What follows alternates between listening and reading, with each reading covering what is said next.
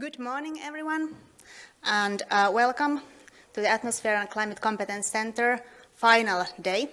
I am Laura Riuttanen from the Institute of Atmospheric and Earth System Research, University of Helsinki, and warmly welcome you to join us today. The topic of today is safe climate, which comes from the Atmosphere and Climate Competence Center slogan, Clean Air and Safe Climate. And in the first session today, we have distinguished guests to open up the topic from their perspectives. We have representatives from the Institute of Atmospheric Research, Geological Survey of Finland, Orthodox Church of Finland, Lutheran Church of Evangelical Lutheran Church of Finland, Ministry of Environment, as well as Ministry of Education and Culture. And then in the second session, we will discuss the topic safe climate from the citizen perspective. We will have a citizen panel, including non-governmental organizations from Finland. In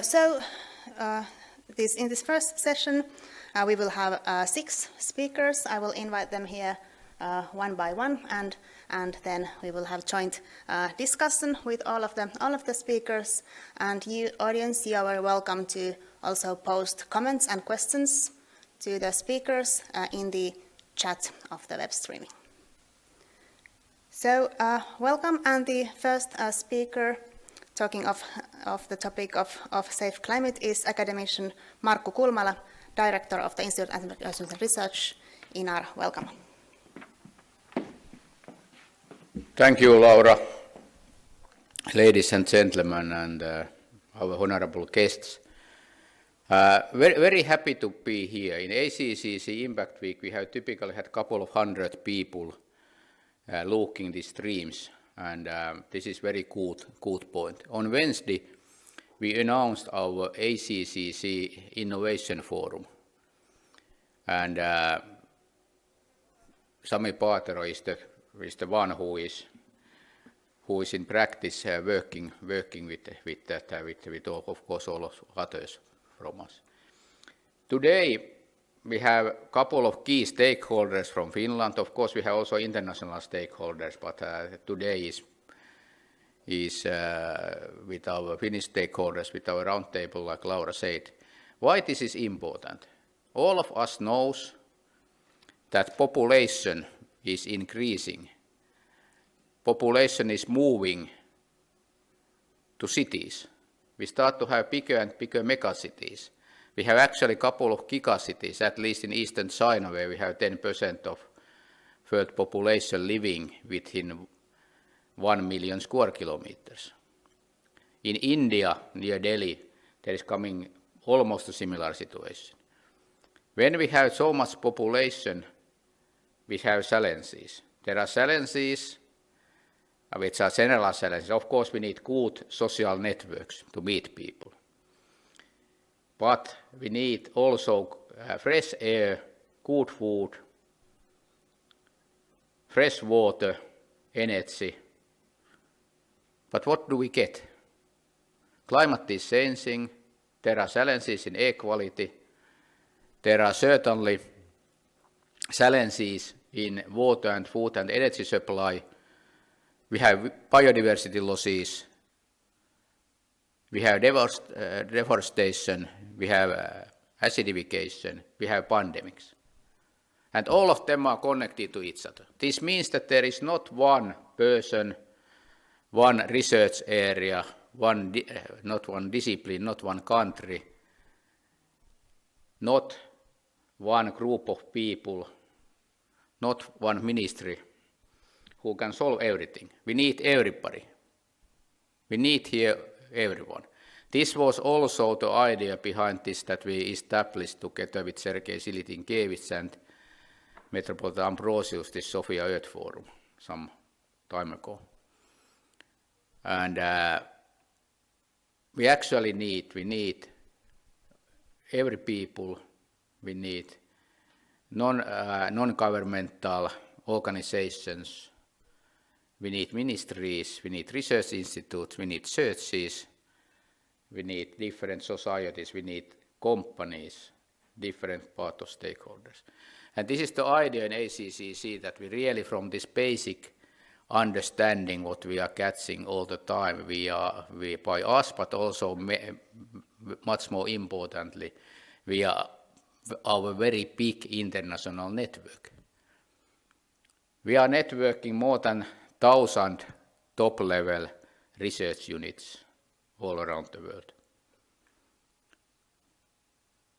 which means that our network consists really many people. And also in countries where we need to work with science diplomacy. Right now, I mean, especially old Soviet Union countries, Mongolia, China, etc. And these activities, what we have had during recent years, which includes this Pan-Eurasian experiment, where we have had different processes related to Arctic and boreal areas like ASCO, where we had yesterday a meeting, global SMEAR initiatives, and then research infrastructures like ICOS, ACT, Resulter. I'm not once again giving so many different acronyms. Don't worry, you can find them somewhere, and after 10 years you start to learn them. But anyhow, once again, welcome to this meeting, this roundtable for stakeholders discussions. And very happy to see some people here in Sofia, and I hope that people looking this from web, you are also happy to look us. Thanks and welcome. Thank you, Academician Kulmala. The next speaker of today is Metropolitan Ambrosius from the Orthodox Church of Finland. Welcome.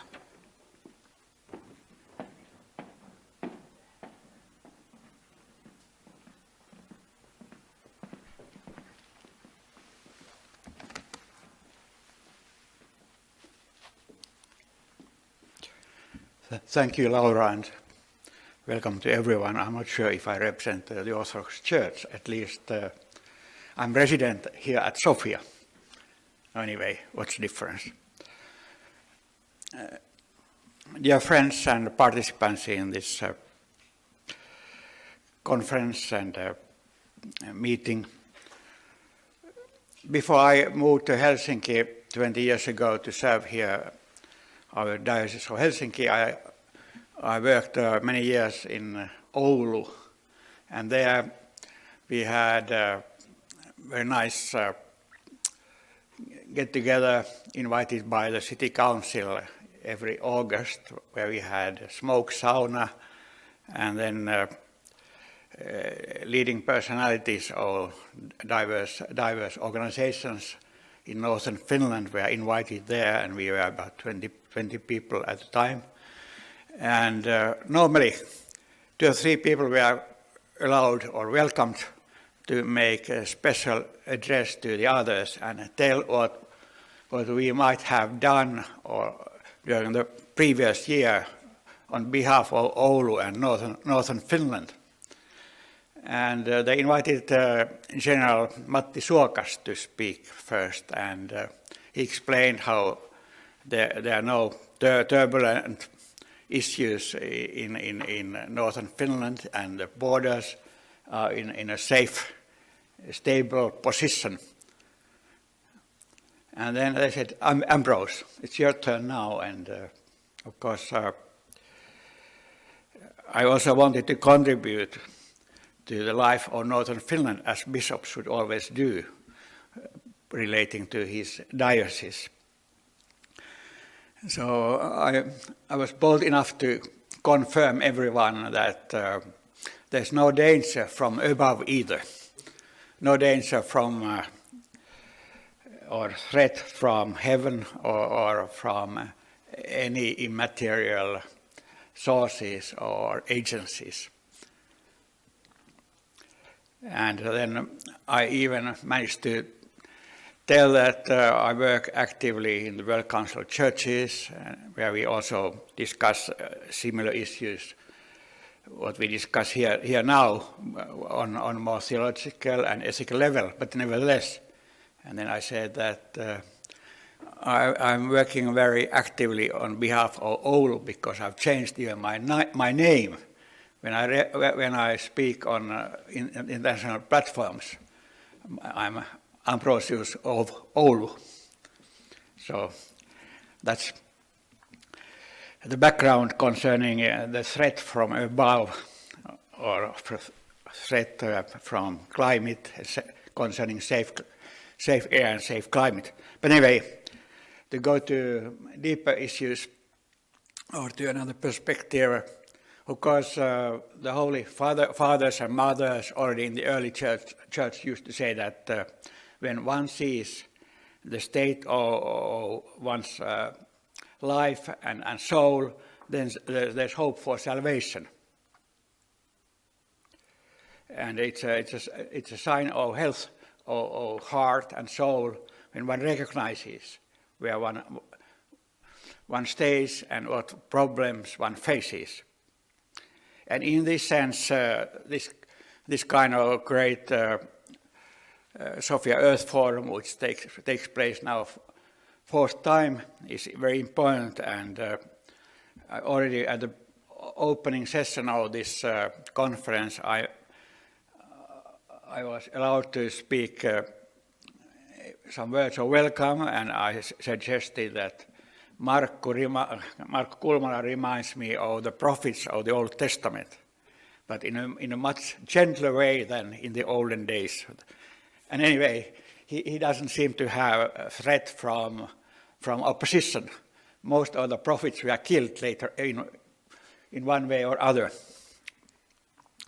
And anyway, as far as environment and clean air are concerned, I remember that the Green movement already 40, 50 years ago started reminding us of this important dimension of life, fundamental dimension of life. And since then, we have moved slowly and become conscious of these problems. And now, of course, problems have been made scholarly clear, and scientists, academic scholars, professors have done a lot of research on these issues. And now it's not only a green movement which spokes for safe environment and safe air, but it's substantial scholars, scientists with full vision and conviction and conclusions. And they are very important for everyone of us. And personally, since I am still, in spite of my age, a great idealist, so I trust that when we see the state of our life, then there's hope for salvation.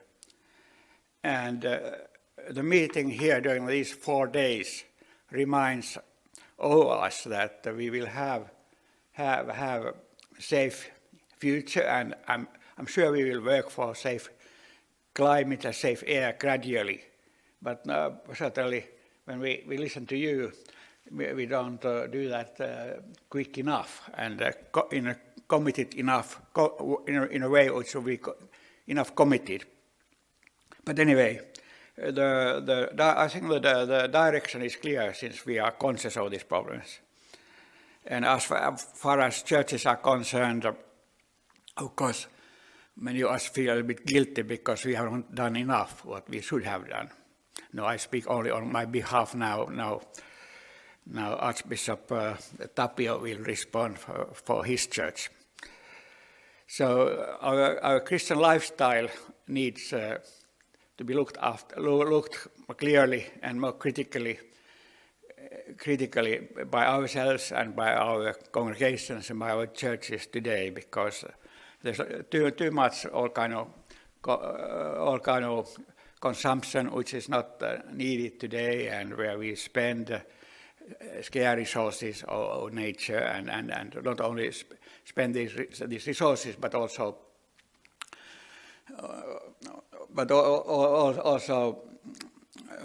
do a lot of pollution. And the second point is that we are very good in making long sermons. Even Orthodox in Finland have learned to make longer sermons from the bigger church. But I think that we all should, as a church people, learn to speak shorter sermons and do much more committed action concerning the lifestyle of ourselves individually and also as communities. And when we do this, I think that we would be proper stakeholders related to these concerns which have been raised, for example, here in this conference. And a safe future and a safe life and a holistic life will be achieved gradually whenever we take seriously what we have been told and what we have learned here, and we will have to reflect these issues. Thank you very much.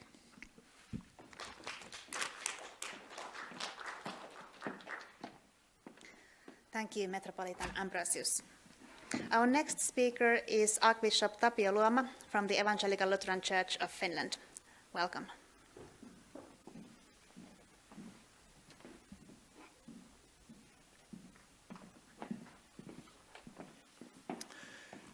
Good morning, everyone. It is a great honor to be here, and I'm very glad that I have this opportunity of presenting some views on the issue of climate change from the perspective of the Evangelical Lutheran Church of Finland.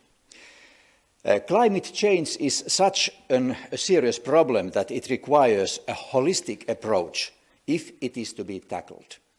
This means that one or even several perspectives will not suffice. An entire range of human thinking, disciplines, worldviews, organizations, and other areas of societal life must be introduced. Above all, an ethical dimension is required, an understanding of the need to strive for good and to avoid evil and harmful things. Without this, all our efforts will be for nothing. The requirement of an ethical dimension in climate work may seem self-evident. It is, after all, in the shared interest of our entire planet that the extinction of species does not continue and that the future generations' lives are safeguarded. It is therefore necessary to reduce harmful greenhouse gases, and it will be detrimental for us if we are unable to achieve the targets of the Paris Climate Agreement, halting the increase in average global temperatures to less than 2 degrees above pre-industrial levels, with warming limited to less than 1.5 degrees. The incorporation of ethical evaluation into how reality is perceived has been an alien idea to many philosophers during and after the Enlightenment. In the 18th century, the Scotsman David Hume wondered if it was possible to deduce how things ought to be from how they were. Can the gap between factual knowledge and morality be bridged? And can ethics be based on scientific findings? Many find Hume's answer clear and correct. How things are cannot predict how they ought to be. This is famously called Hume's guillotine. In this approach, morality, ethics, and values are definitely separated from the quest for and interpretation of facts.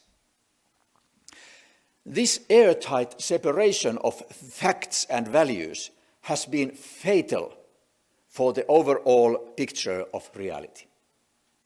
This is partly why we are now facing the enormous challenges of climate change. If they are to be overcome, we will need a broad vision, essential elements of which are ethics and values.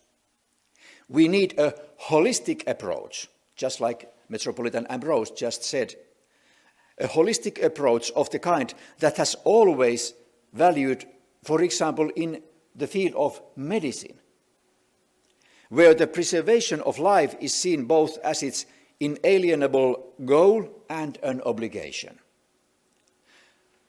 By the way, the Finnish medical oath, when new doctors are preparing to take their office, the Finnish medical oath states this clearly. I swear by my honor and conscience that I shall strive in my medical practice to serve my neighbors with respect for humanity and life. My purpose shall be to maintain and promote health, prevent diseases, and heal the sick and alleviate their suffering. Worldviews are characterized by the quest for wholeness. Both religious and non-religious worldviews seek to outline what is right and what is wrong, what to seek and what to avoid. The ethical dimension and values are integral to them. Climate change is therefore not only a scientific but also a worldview challenge. The Christian Church's holistic thinking and action and their contribution to climate work are based on their theology, which is described in what follows from one perspective. According to the Judeo-Christian view of the universe is God's creation. Although the first chapters of the Bible about the creation of the world should not be read, I repeat, should not be read as scientific or historical descriptions, their theological content is noteworthy. The first noteworthy feature of the biblical accounts of creation is the goodness ascribed to the created world. Everything was created to be good. The ethical dimension is thus inherent from the universe's very first moments. The goodness of the created world is based on God's own will, the love that serves as the actual motive for God's creative work. When God had created human beings, God gave them a mission. The Lord God took the man and put him in the Garden of Eden to till it and keep it. Cultivation and stewardship have an ethical dimension. While human beings are permitted to make their living from nature, they must also take care of it. Indeed, this biblical passage is one of the most widely used to draw attention to our obligation towards nature, according to the Judeo-Christian tradition. We can easily say that cultivation, the exploitation of nature, has been a great success for humankind, but our stewardship of it can be seen as a failure in many ways. A central aspect of God's work in creation is how God created everything. According to the Genesis, each creative act of God begins in the same way. God said. The word that was said is not merely a means of communication. It has the power to create something new. Equally, words can also be destructive and distort reality, as we know. The ethical dimension is built into human language, in our capacity to communicate with each other with words. The Judeo-Christian view of the word as the enactor of creation draws on ancient philosophy, but appeals to an increasingly holistic conception of reality.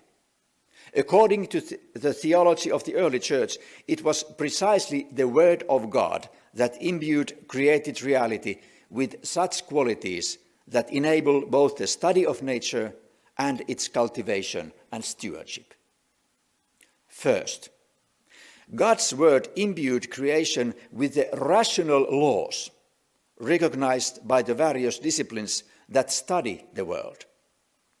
The rationality of created reality is something the human being can discover through their own advanced rationality. The development of science is a sign of this. For example, climate science seeks comprehensively to describe the Earth's climate's complex structure and behavior, which will assist us as we consider sustainable solutions for the future. Rationality is accompanied by a predictability without which future scenarios would be difficult to construct. Christian theology maintains that the reality created by God's creative word was also, and this is the second point, was also freed from the grip of fate. Although the laws of nature aptly describe natural phenomena, they do not ultimately dictate what the future will look like. The earth is not necessarily doomed to its own destruction, for the freedom from the grip of fate inherent in the essence of the created reality allows for practical work to curb climate change. Freedom allows the space to ask what is good and what is desirable. And this is important. Wherever fatalism prevails, no such ethical reflection is required at all. Fatalism and ethical reflection do not belong together.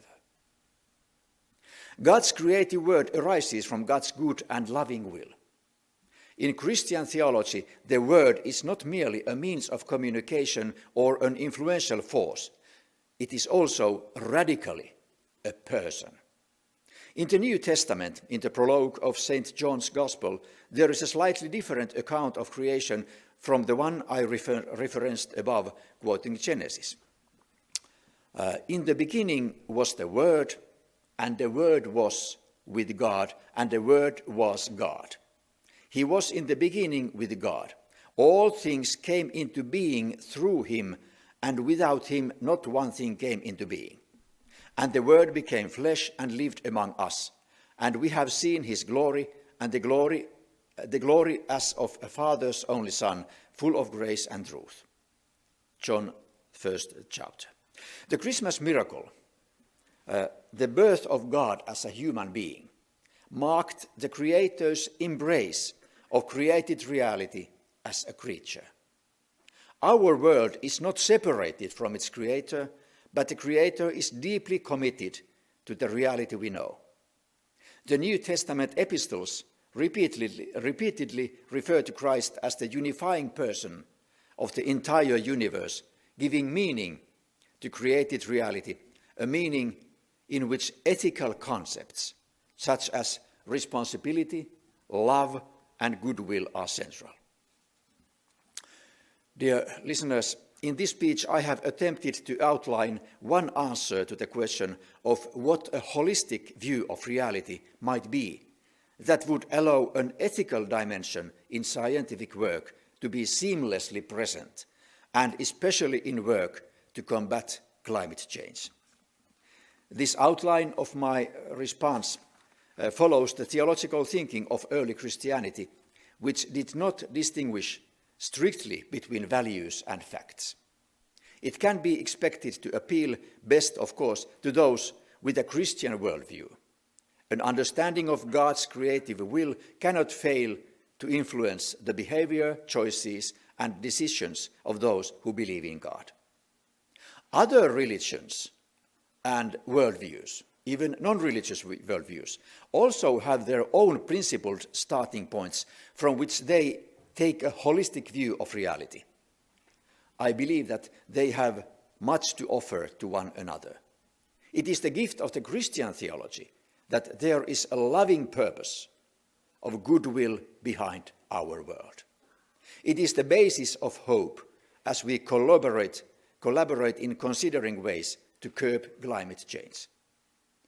The Christmas message about the value of creation and the presence of a God who is good among God's creatures encourages us to work for the future of our planet, humanity, and all living beings. Thank you.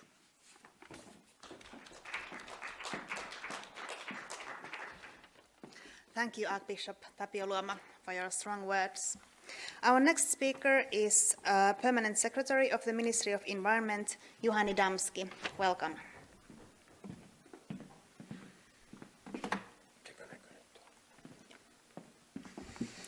Thank you very much.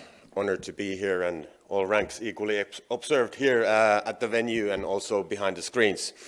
I will walk you through, from my point of view, the climate issues and the issues connected with the nature and connected with pollution and so forth.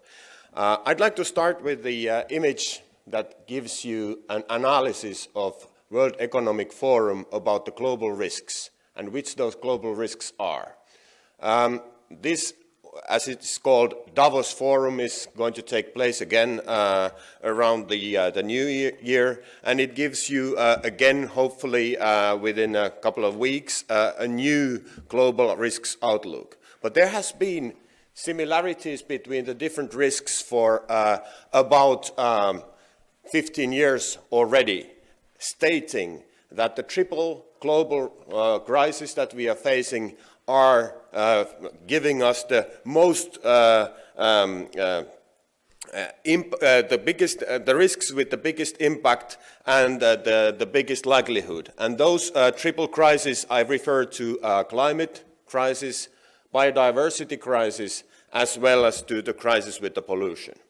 And this is something that I like because the perspective of this analysis, I like it because it's done by economists rather than natural scientists. So it has been taken out from the context of what we have been working, for example, in this flagship competence center for years, for example, with the leadership of Academician Kulmala, to give us the scientific understanding of this. And there was excellent points made by the previous speeches of the value points of this. And this gives you a third dimension perhaps to this. I will come back to this later on. But let me give you another view to the environment where we are working.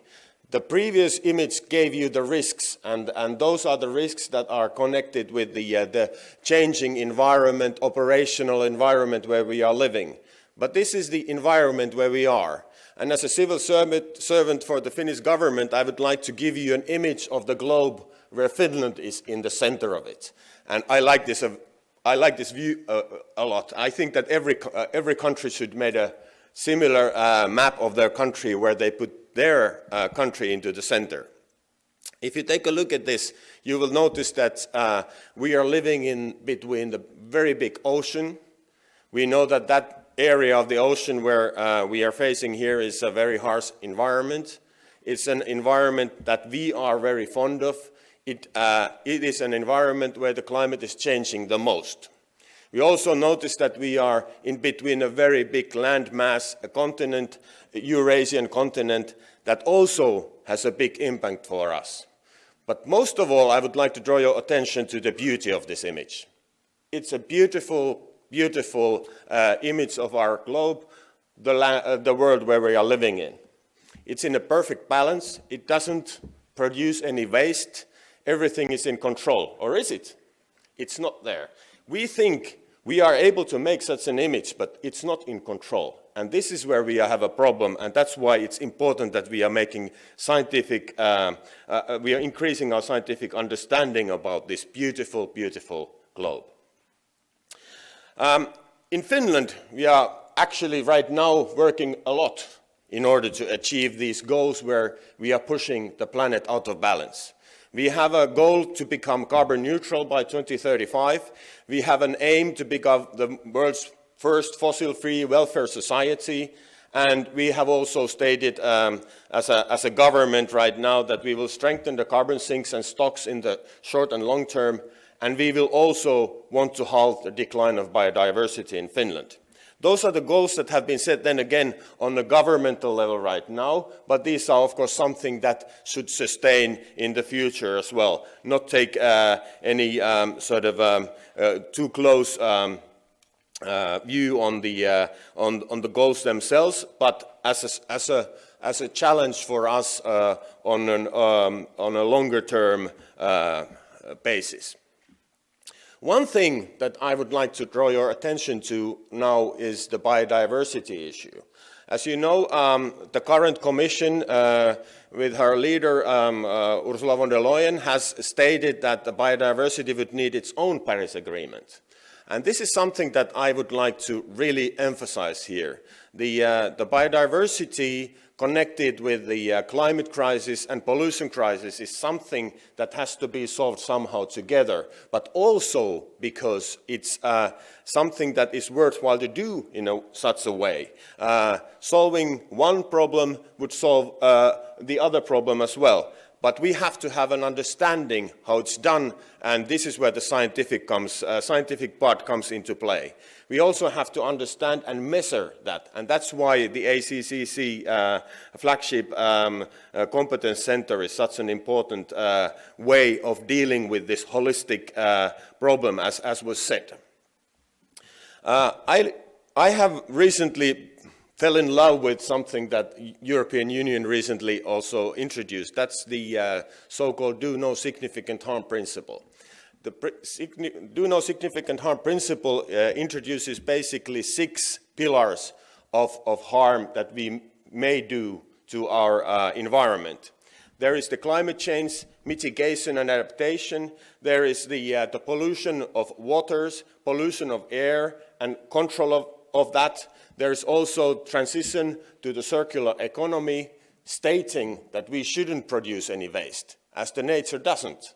We should live with the nature, and we shouldn't produce any waste. We should reuse it, and we should be in compliance with the nature. And also there is the protection and restoration of biodiversity and ecosystems. So basically this gives you a framework how to think about these matters. How to think about the different transitions if we are talking about the sustainability in terms of ecology, economy, or social transition.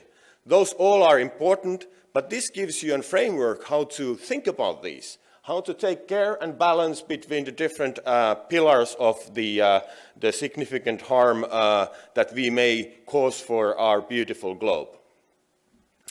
So I'd like to perhaps conclude here and go to the to our colleagues here in the panel that this triple planetary crisis has this interdependency, as was actually explained by both of the speakers before, also by Markku, and there is this triple planetary crisis that we need to solve: climate, biodiversity, pollution.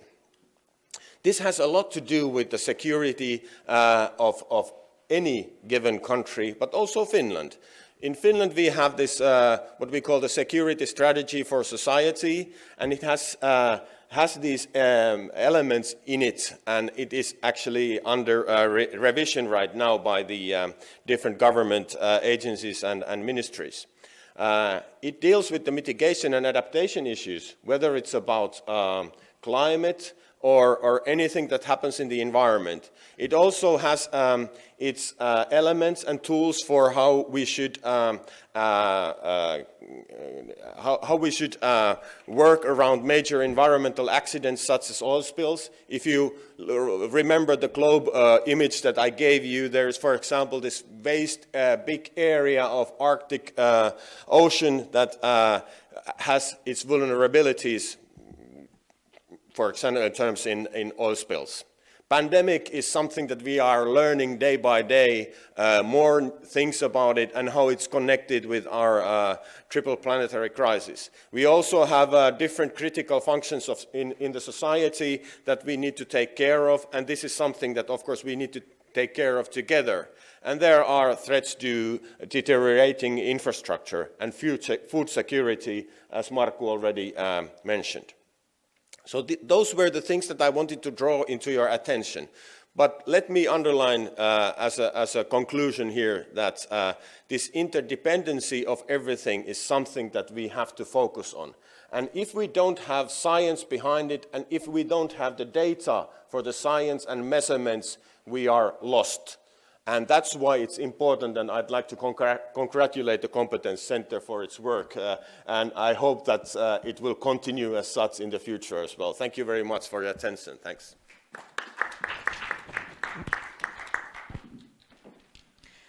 Thank you, Juhani Damski from the Ministry of Environment.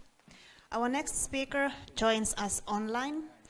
She is the permanent secretary of the Ministry of Education and Culture, Anita Lehikoinen. Anita Lehikoinen, can you hear us? Yes, I can. And very good morning to everybody in Sofia and also online. Unfortunately, I couldn't be there because this hybrid model of working seems to be that one is expected to be almost in two places at the very same time. So a few words in this very distinguished panel. I'm very honored to be part of the panel, and wise words have already been said. And I think one of the most important things is that we need to pay attention to the interdependence at the global level between people, between nation states, cities, which are growing in importance, and also all the global economic activities, which we now can see are clearly so very interdependent that one pandemic can cause huge harm for the whole globe at the same time. But I would like to say a few words about the importance of education and science, obviously, because I think Markku and his team at the global level, they have produced enough data, and we know what to do, and we need to now empower the citizens, the whole society, and civic society, and also companies to find solutions for us. If I can have the next picture. Obviously, this is something that most of us have seen for many times, but I think it is still quite a good illustration how we try to deal with one problem at a time. And as previous speakers have said, we can't concentrate on just combating COVID-19 now. We have this triple challenge, planetary issues in our hands, and we must try to find solutions for them at the very same time. So climate change or climate crisis, we've been talking about this for many years already, and I think now perhaps the biodiversity collapse is coming to more at a conscious level around societies in many stakeholders. Obviously, it has been there for a long time and scientists have pointed to it, but perhaps the growing awareness is just beginning to reach us all. And the next slide, please. Well, why education and research? Obviously, we need to have knowledgeable people to solve these problems. We have already, as I said, we have a lot of data, we have a lot of information, but through education and research and science, we can produce understanding and knowledge. And this needs us all. When we create knowledge and make sense of all the data and information we have, then we are able to react and make up those solutions that we so desperately need in very short period of time.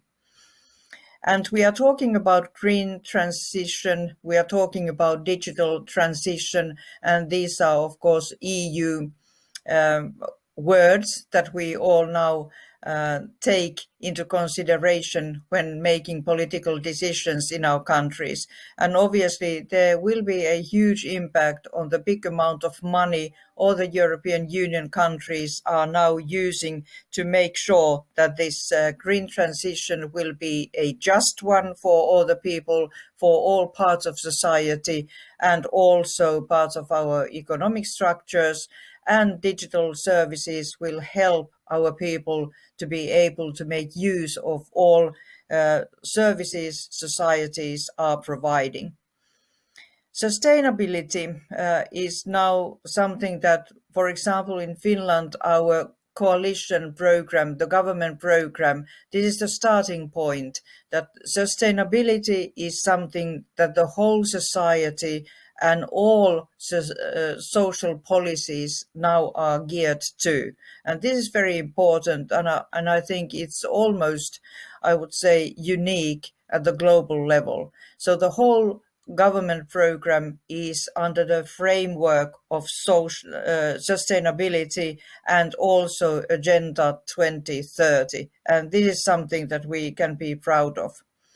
But we need education, we need research, we need science, and we need innovations. And by innovations, we mean those new products, new services, new processes, which are based on education. Educated people bring up innovations. And of course, this is a market situation. Innovations are those that are of economic value already. And what has been very important at the global level and also in Finland, that we notice that young people, they want to make the change. They are not willing to listen us any longer, that we are aware of the situation and in the future we will make or take some actions. They want to make the change now. They want to be influential in combating climate change and biodiversity loss. And also this is having an influence in what kind of subjects they want to study and in what kind of workplaces and in what branches they want to work. And next slide, please. So young people, obviously they are interested when they think about their future careers, about the aspects like payment, atmosphere in the workplace, but it's very important that 50% of young people say that they want to make a change at the global level. So this is the kind of future builders that we absolutely need. And I think it's quite obvious that the education system is already bringing up those people. This is not by chance that we have people who are aware of the needs of our globe and they want to make a change. And the next picture, please. We talk a lot about STEM competencies and we are working on a national strategy. And as we heard from distinguished speakers this morning, we need all disciplines.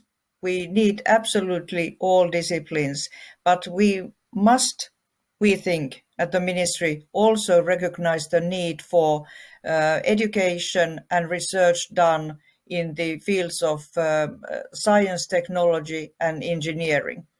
Usually we also add A to this abbreviation, so arts, because creativity is one of the factors that can actually bring up solutions to our predicament here. But definitely we need to have more actions so that we can encourage young people from early childhood education through basic comprehensive education and through the whole ladder of educational structure, take up the subjects in science and technology. Because these are really, when we are talking about nature, ecosystems, we have to have people who are skilled enough, who understand how this all works and how they can then come up with solutions to find ways to better future for us all. And we think that this STEM strategy, we are now working towards it with stakeholders. We need all, of course, higher education institutions, research, community, but also business and industry with us to work on this. And when I say about higher education, it means that we also have to absolutely make sure that we get good recruitment base for higher education from primary and upper secondary education so that we can meet these goals. But obviously then we need knowledgeable people who feel empowered. And this is one important part of the future strategy. And it is also part of the research and innovation goal and strategy of the country that has been agreed by the Research and Innovation Council, which is chaired by the Prime Minister and have different actors from different parts of our society, higher education, research, but also business and industry. And this is very, very important for us. And the next slide, please.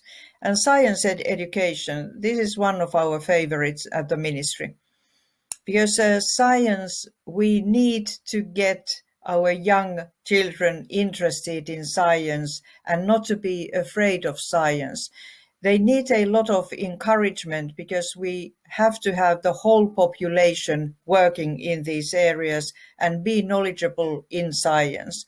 And we think that science education can bring also hope, understanding how the globe works and what is our individual roles in it.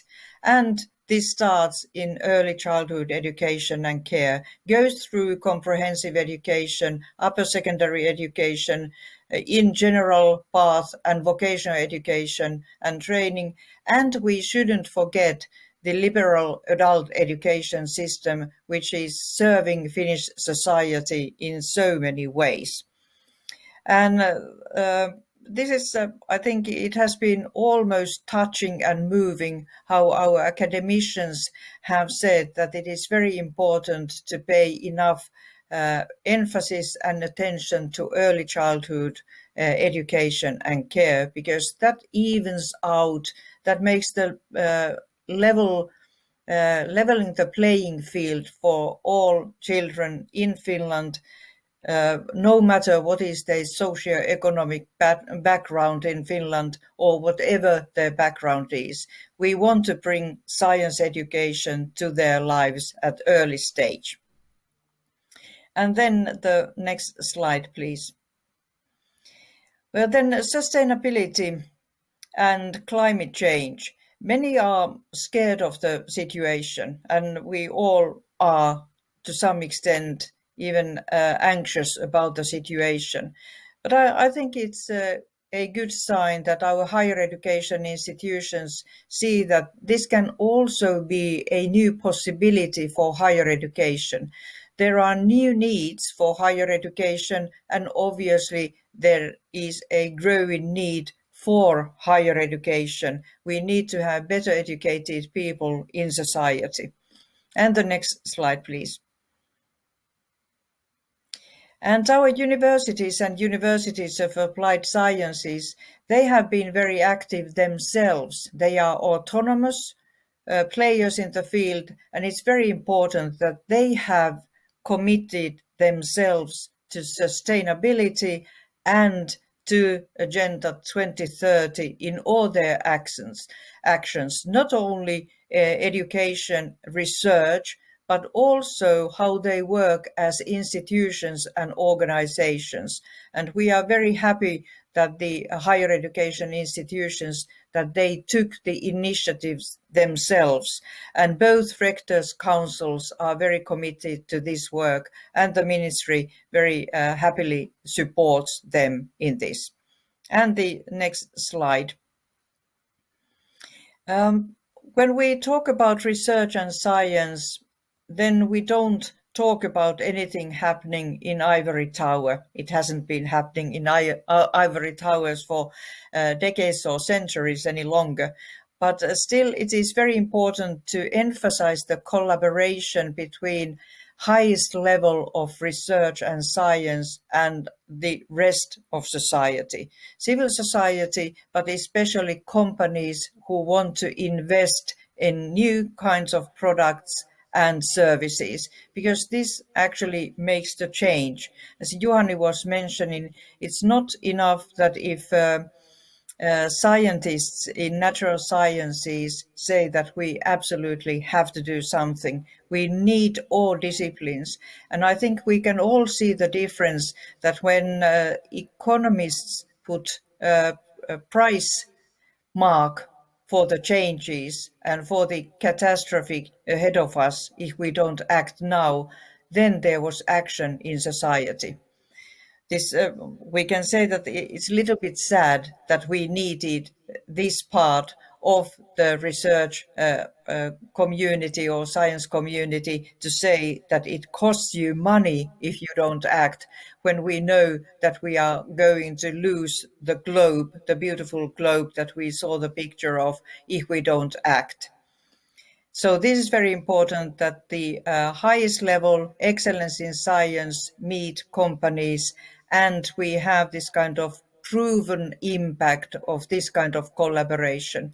And obviously we can't do it only in Finland. We can't make great solutions only to ourselves. We have to take into account international collaboration, and through international collaboration we can bring solutions at the global level.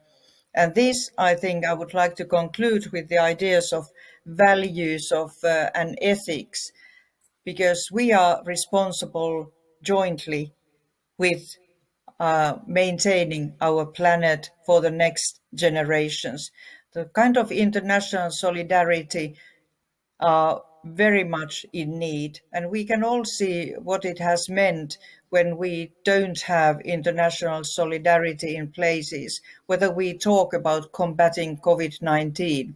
We are in a predicament in all parts of the world because we don't deliver vaccinations throughout the world. And this goes to many challenges we have ahead of us. So solidarity and making sure that we take responsible solutions so that the right and just sort of treatment of generations will be true. And this is what I think is education, research, values and ethics behind, or as a basis of all our good future. And we as adults, we have to, I would say, this is probably not a proper use of the word, but preach hope for younger generations. Thank you so much.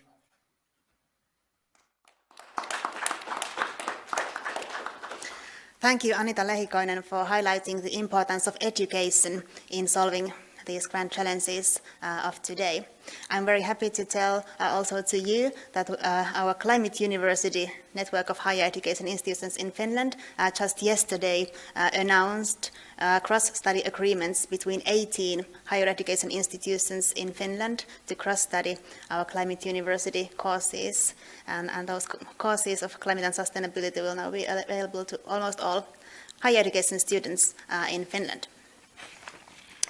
Okay, and our last speaker of today is Kimmo Tiilikainen, the Director General of the Geological Survey of Finland. Welcome.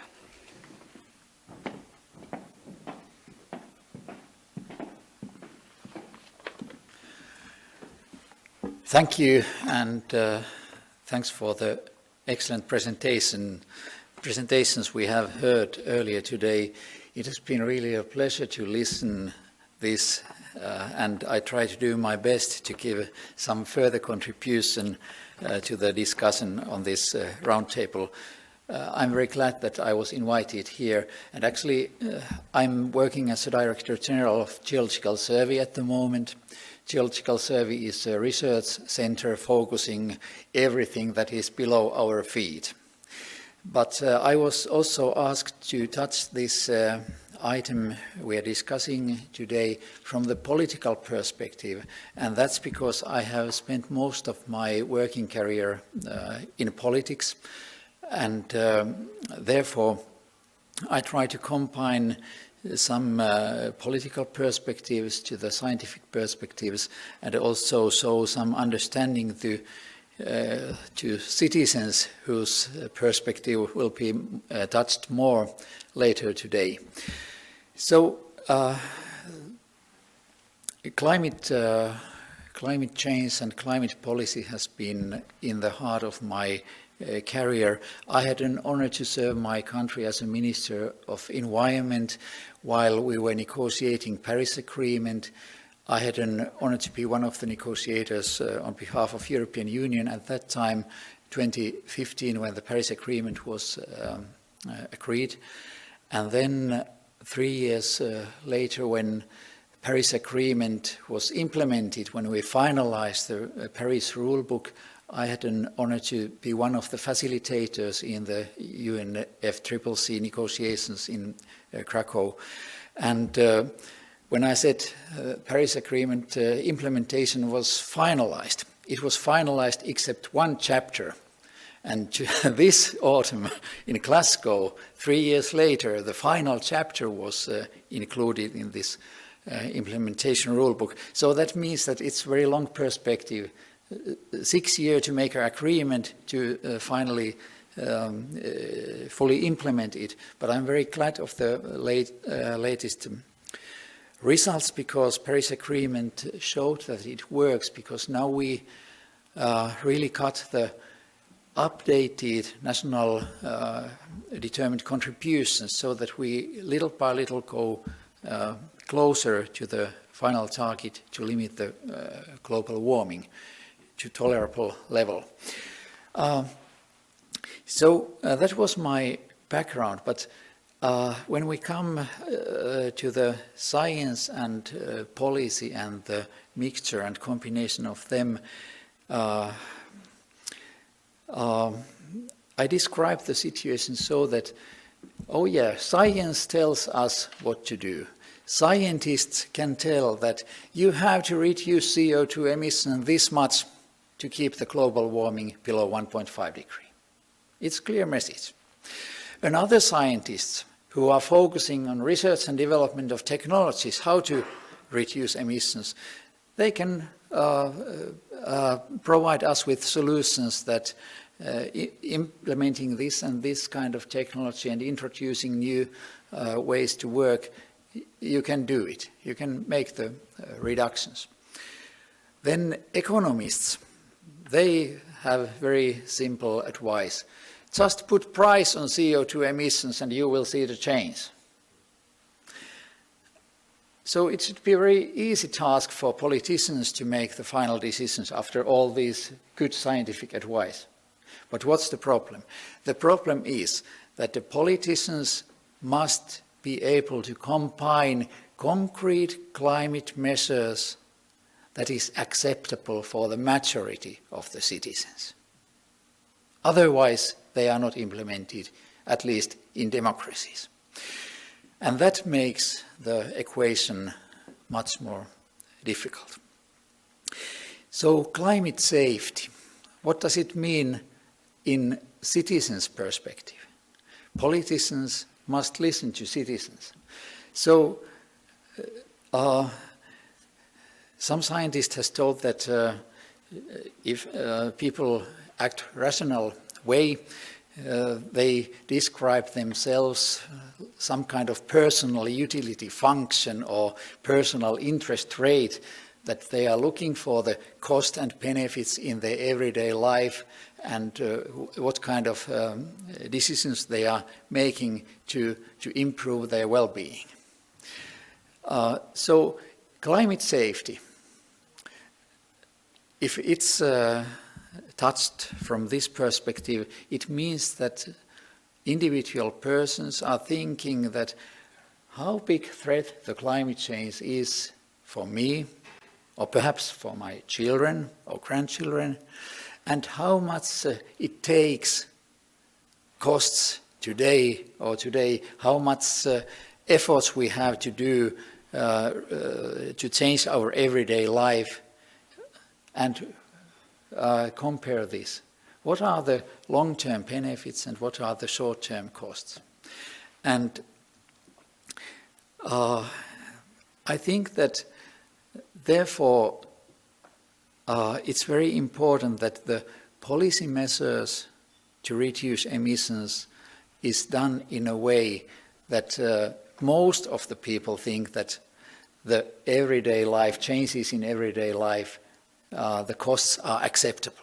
Okay, we must save the planet, we must safeguard the future of children, we must do this kind of efforts in this year and next year and so on. Actually, at the moment, we are living in energy market, very interesting situation. We have extremely high electricity price, we have very high heat price in the market at the moment, we have rising fuel prices in the market. Is it because of the climate measures? I'm very sure that very loud voices in society will declare that here you can see what it means when you are doing the climate measures. High prices, but it's not the truth. Actually, the high prices comes because finally the carbon market is working. Emission trade market is working at the European Union, and the level of price of electricity is high because we still have a lot of CO2 emissions in our energy portfolio. So the high electricity price and energy price means that we haven't done enough quickly the change towards CO2-free production. But it's very fruitful situation for those who say that here you can see this is because of the climate measures that the energy prices and daily living costs are rising. Let's see which interpretation will be the mainstream in citizens' thinking, and I hope that responsible scientists and politicians tell people that we must continue the efforts and we must speed the change towards clean energy. Then finally, I would like to say a few words from the geological perspective of climate change. And we have heard a lot about the problems, climate change, biodiversity loss, pollution. I would add one perspective, and that's lack of materials that is threatening our welfare. And this lack of raw materials forces us to convert towards circular economy worldwide. In a sustainable world, we simply can't afford to waste anything. We can't afford to waste valuable materials. But the problem is that you can recycle only materials and issues that already exist. And conversion to CO2-free world means huge amount of investments to electrify transportation, to electrify industrial processes, and to electrify societies. If we are aiming to maintain our welfare as we see today. And these investments to electrify transportation and energy production and industrial processes means huge need of some raw materials that doesn't exist yet in our infrastructure we have created so far. So we must see what is below our feet and how to get those materials in most sustainable way to use. So to say it clearly,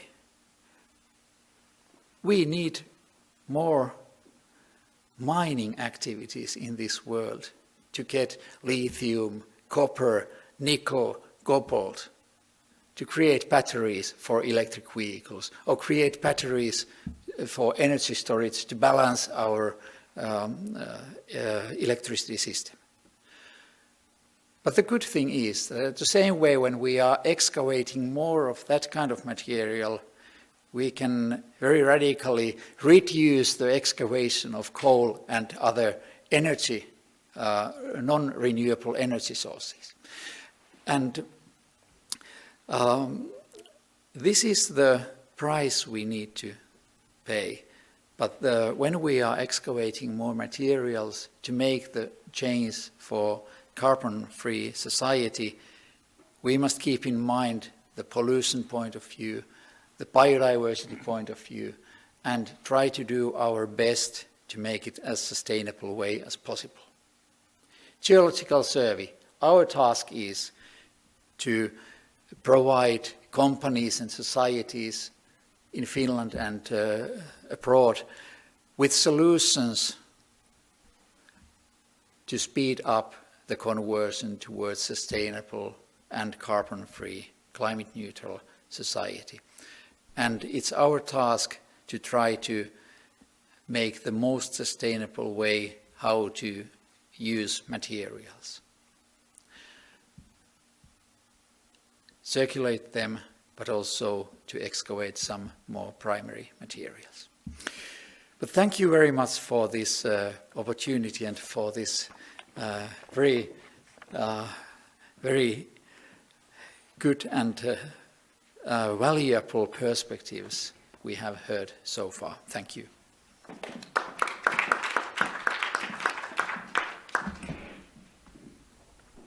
Thank you all speakers also from my behalf. Very interesting perspectives have been heard regarding the topic of today.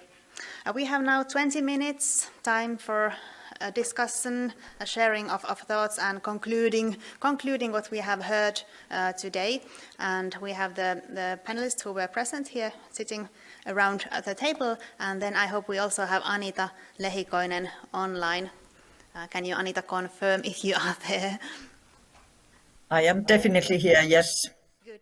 So please, I ask you all, also Anita, to raise your hand if you want to ask the floor, and I will try to share the word. Okay, Metropolitan Ambrosius, you want to start? I'm a little bit confused after having heard all these excellent speeches.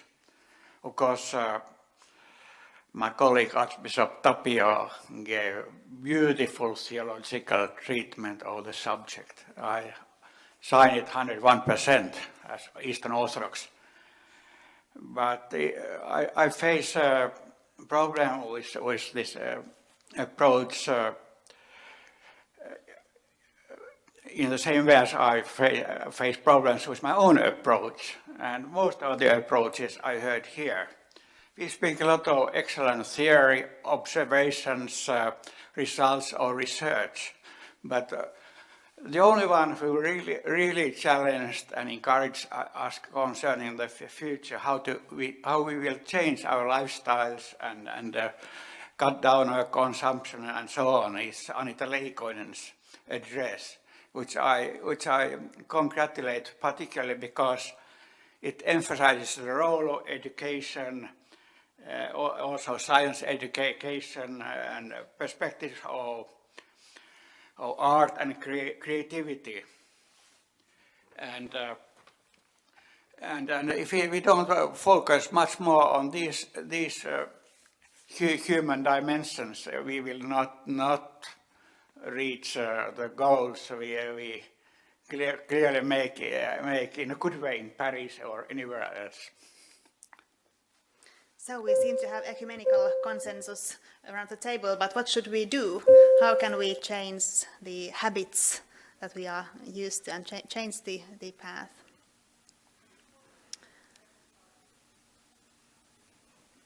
Juhani. Thank you. I think that Archbishop made an excellent point pointing towards Anita's speech. I think that we have to understand the different sizes of these challenges that we have. But the biggest one is, of course, the one that is the over-generational responsibility that we take with our actions. And there, I think, really, as in accordance with what Archbishop said, and also what Anita was addressing about, is the future generations, the youth, the education, and understanding that we have to cross this river stone by stone, as has been said by somebody in China. So we have to understand that, and we have to accept that there are different paces to this transition. Some of them are taking in a shorter term and has very much to do with the political decision-making process, as was excellently described by Kimmo here. And some of them are taking more generation by generation, and also these issues that we are trying to solve take a long time to solve. So we have to accept this as well, and that's why and where the significance of what we do with our children and our education are so important. Thank you. This over-generational responsibility seems to be difficult for politicians because they work from elections to elections, but maybe this is something where the church could have something to say. So, Tapio, Luoma. Yes, first of all, thank you so much for the many, many viewpoints presented in these speeches, and I think that it has been a great experience of learning this morning. I think that this issue is so complex that it is very difficult to have a clear overview of what we are dealing with. But anyway, I think that these presentations aptly picture of what kinds of problems we really have in our view. Metropolitan Ambrosius asked, what are we really ready to, what are, as individual persons, what are we ready to do? And I think that this is one of the questions in our society at the moment. Who bears the primary responsibility? Is it the politicians, or are the companies, or are the individual citizens? Who bear the primary responsibility? And I think that this also has been interconnected so that it is very difficult to say who bears the primary responsibility. And of course, many people also say that whatever we do here in Finland, it is no use because somewhere in China they make decisions that will annul what we are doing here. So that I think that this issue or question of who bears the responsibility is something that we need really to think about. I think on the individual level, one of the core issues is that we as individual citizens make a distinction between what I need and what I want. They are not the same issue. Thank you, Archbishop Luoma. Kimmo, Tiilikainen. Thank you. This is an excellent question, who has the responsibility? And I would say that there are different levels of responsibilities. The high-level commitments concerning how much CO2 reductions we must have, that's a clearly political level, and politicians internationally are responsible for bearing that responsibility. Politicians are also responsible for bearing the responsibility to create investment and acting environment for companies in a way that it's guiding them to more sustainable solutions. And actually we have done this kind of efforts worldwide and at the European Union and Finland. But then, of course, each of us, we are responsible for our own lives and neighborhood and our families, so that we try to do our best. And it was very valuable point that you mentioned, that what does it mean if is it any use if we do things here in Finland if some others are doing? I would return it to the question, what is right and what is wrong? If it's right to reduce CO2 emissions, you have to do it no matter if someone else is doing wrong. Is it so from the geological perspective as well? Anita before me, or? Yes, Anita. Lehikoinen. Yes, thank you. I think this is an excellent question, who has the main responsibility? And I think we are talking about the need for global leadership. Yes, politicians in democratic societies, they have to take into account what their voters are thinking and what they are saying. But the voters need information and they need to have the kind of power of example. So our political leaders, I think they really have a huge responsibility, because they will have to find the right words to make sort of sense to man in the street what the science is saying about the need for very quick and decisive actions now. So leadership is definitely needed, but then democratic societies are also very complex sort of situations or phenomena, as we know. And if our leaders, if they only listen to popular vote, then perhaps we can't have this kind of action that we actually need. But of course, then we have to make sure that all parts of community are dealt in a right way. And we should pay very much attention to this kind of citizen empowerment and also societal outreach, because not every person has the same access to education, information and knowledge. And perhaps there are also misconceptions, and we shouldn't scorn on those people also, but we would have to take everybody into this discussion. But leadership is something that I would like to emphasize in this discussion. Thank you. We have here leaders of many fields of the society. First, Markku Kulmala. Thank you very much, everyone. And there are now so many aspects. I would like to start with leadership. During the last years, we certainly have had global leadership in science and research infrastructure point of view, which we have more purpose, try to enhance all the time. Secondly, who is the responsible one? There are also several aspects. I think that I am responsible for what I'm doing. And I hope that everybody else thinks at the same way. But the other way is, of course, to say that I'm not responsible, that Chinese who are responsible, or our politicians, or former politicians, or bishops, or these kind of leaders in the ministries, etc., or companies, etc. I think that we need to start with individual level, then village, cities, countries, continents, the global. Since we need everybody, we cannot really say that who is the primary. It's me, in my point of view. I cannot say that it's Tapio. And then other part where we have had the leadership is certainly education.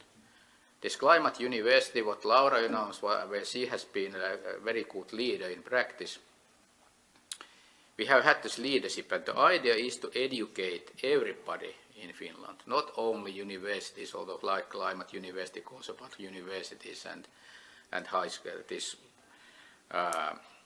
ammattikorkeakoulu, whatever it is. No, Universities of Applied Sciences. Yes. And then we need to get it from kindergarten to pensionat, to people who are already getting their pensions. And this is everybody. We cannot really say. Then about, which I like to speak this very much in Finnish, is this climate or environmental or global scene. I hope that scene is synti in English. I don't know. I have never done this before in English. But the point is that I cannot really avoid my own scene saying that all others has much more sins than I do. And I actually very happy that Ambrosius has called me prophet. I hope that nobody will kill me soon after these things. But I think that yes, we know what is going on. We need to take aware of. We need to really look ourselves what we can do better. And in global point of view, if we are not able to do in Finland climate neutrality, where we can do it? If Finland And I do not even think that it's economic catastrophe. I think that it's economic benefit, educational benefit, understanding benefit, human benefit, when we are the first ones, where Finland is the one who gives the example. Then I need to comment about the data. Sorry, also the data. The data what we are collecting in this multiple comprehensive data is able to answer questions what does not exist today, if they are socio-ethical questions or economic questions. And without this comprehensive data, we can never answer those questions what are coming in future. Good example is the CO2 measurement starting 1958. Without those, we would not be able to say that we need to reduce CO2 emissions. Thank you, Markku Kulmala. Brief comment by Metropolitan Ambrosius and then Kimmo Tiilikainen. And then Juhani Damski. Yes,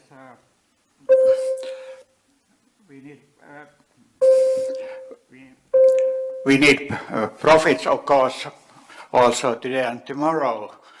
In medieval times, they canonized Saint Francis, but people didn't live like him. Whom do we canonize these days? I don't know. At least in churches, we have not done much on these kind of issues recently. But as far as the future lifestyle is concerned, I think that there will be a new generation of young people who seek for simple lifestyle and their own deeper understanding of the conditions of life, and they also study different Weltanschauungs, philosophies of life, and also religions in a new way, not always in the way we have learned to understand and respond in traditional churches. But I think that revolution will come from the young generation. There's such a great amount of openness and spiritual search, and it's related holistically to the issues of lifestyle. Thank you. Kimmo Tiilikainen. Thank you. Anita, Lehikoinen request for global political leadership that is definitely needed, but I would like to say that we have seen that kind of leadership in Finland. I would like to defend Finnish politicians. Like Markku mentioned here, carbon neutrality is an opportunity and possibility, and if somewhere it can take place in Finland. And actually I would open a little bit the Finnish commitment. I go back to 2015, after elections, when we were formulating and negotiating on new government. My party won the elections then, and there were two, I would say, precondition paragraphs for the parties who will join government. One concerned European economic crisis, how to tackle that. And another was paragraph concerning climate policy. And before entering into the governmental negotiations, we took commitments from different parties that, okay, this paragraph is okay. And that paragraph was made so that it gave us an opportunity to have active role within European Union in Paris Agreement negotiations. And I guess no one knows this in Finland generally. Many times we think that, oh yeah, they are going and doing brave climate policy somewhere else and Finland is just following and saying anything. That's not truth. Our civil servants from different ministries has very active role in international climate policy. Permanent Secretary from Ministry of Environment can confirm this. And then a few years later, 2018, when the climate neutrality discussion really started, what could be the right moment of climate neutrality, what kind of target we could set in Finland? We gathered all parliamentary groups together and made some principles by the leadership of Prime Minister Sipilä then that, okay, these are the principles that most parliamentary groups are committed. And it created the basement that in the next governmental negotiations led by the way, Sanna Marin was the leader in that group that negotiated on the climate policy. It was only the task to say, okay, that's the year and these are the main measures when we are going to the climate neutrality. It will be 2035, it's possible. It's very challenging, but it may be possible, so let's take and go for it. So it has been a long run to make efforts to create this kind of front-runner political leadership and set a very demanding climate neutrality target. Okay, then we can go outdoors and say that, and see that there are very many citizens that are saying that politicians are not doing enough. And that's also true. That's also true. We are not doing enough to stop the climate change immediately. Someone are asking that you should declare climate emergency to raise the issue at the level that is needed. I'm not sure about the need of climate emergency declaration. Emergency is something that is very unusual, something that is thought to be short-term, exceptional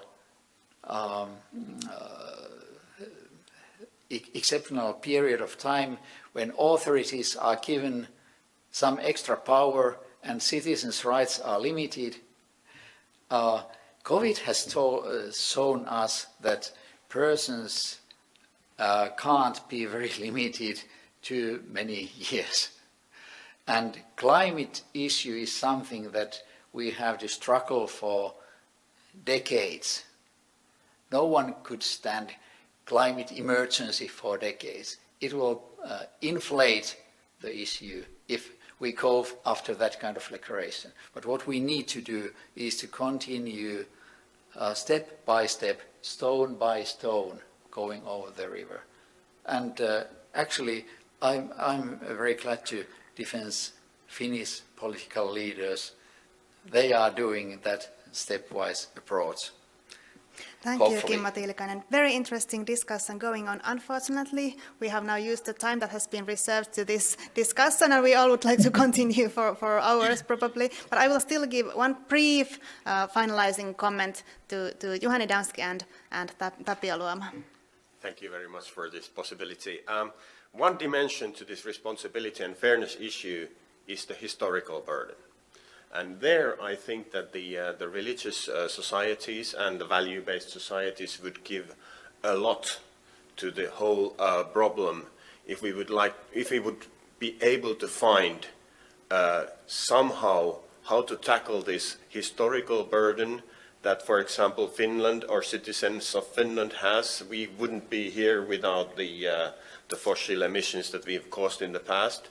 This is something that we have not been able to solve through policies or political decision making, and it's not very easy to solve with measurements and science.